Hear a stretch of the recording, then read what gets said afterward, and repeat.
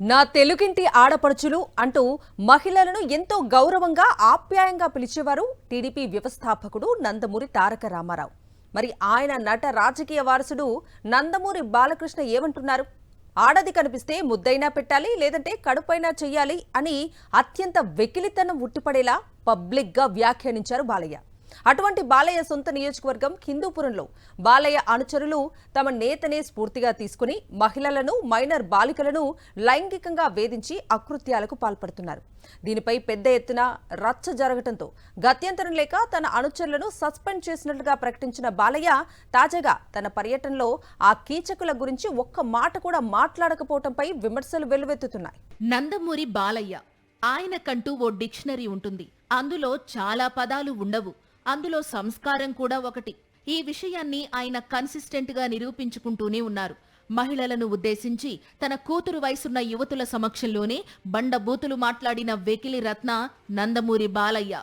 హిందూపురం నియోజకవర్గం నుండి 3 సార్లు ఎమ్మెల్యేగా గెలిచారు బాలయ్య. అయితే నియోజకవర్గాన్ని మాత్రం పట్టించుకోరు. ఎప్పుడైనా చుట్టపు చూపుగా ఇలా వచ్చి అలా వెళ్లిపోతారంతే.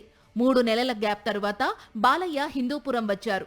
2 రోజుల పాటు పర్యటించారు. అయితే కొద్ది రోజులుగా హిందూపురంలో ఓ దుర్మార్గ ఘటనపై రచ్చ జరుగుతోంది. బాలయ్యకు అత్యంత నమ్మకస్తుడైన పార్టీ అనుచరుడు నాగేంద్ర మైనర్ బాలికలను లైంగికంగా వేధించిన కీచక పర్వం సాక్ష్యాలతో సహా బట్టబయలైంది. దీనికి సంబంధించిన వీడియోలు వైరల్ అవుతున్నాయి. దీనిపై నియోజకవర్గ ప్రజలు నిప్పులు చెరుగుతున్నారు. ప్రజలు మండిపడుతున్నారని తెలియడంతోనే ఇక చేసేది లేక నాగేంద్రను సస్పెండ్ చేస్తున్నట్లు బాలకృష్ణ కార్యాలయ సిబ్బంది ప్రకటన విడుదల చేశారు. అయితే పోలీసులు మాత్రం నాగేంద్రపై ఇంతవరకు కేసే నమోదు చేయలేదు.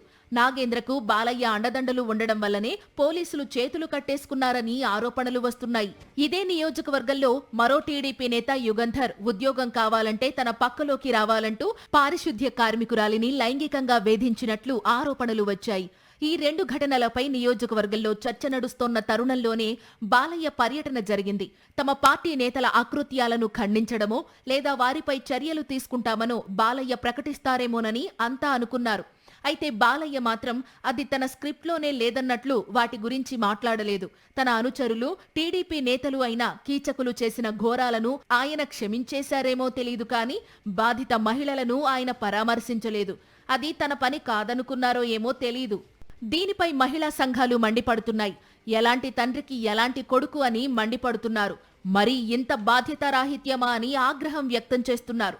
సినిమాల్లో మహిళలను ఉద్ధరిస్తోన్నట్లు డైలాగులు అప్పజెప్పే బాలయ్య నిజ జీవితంలో ఇంత దుర్మార్గంగా వ్యవహరిస్తారా అని వారు నిలదీస్తున్నారు.